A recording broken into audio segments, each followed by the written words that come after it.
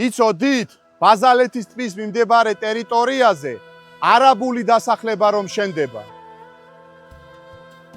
არაბული კომპანია York Towers-ი აშენებს ამ გრანდიოზულ საცხოვრებელ კომპლექსს და საჯარო რეესტრის ამონაწერების თანახმად არაბები მასიურად ყიდულობენ აქ უძრავ ქონებას. არ დაგვავიწყდეს, რომ მთავრობას არაბებთან 6 მილიარდიანი კონტრაქტიც აქვს გაფორმებული, რომლის ამოქმედების შემთხვევაში უამრავი ასეთი დასახლება გაჩნდება.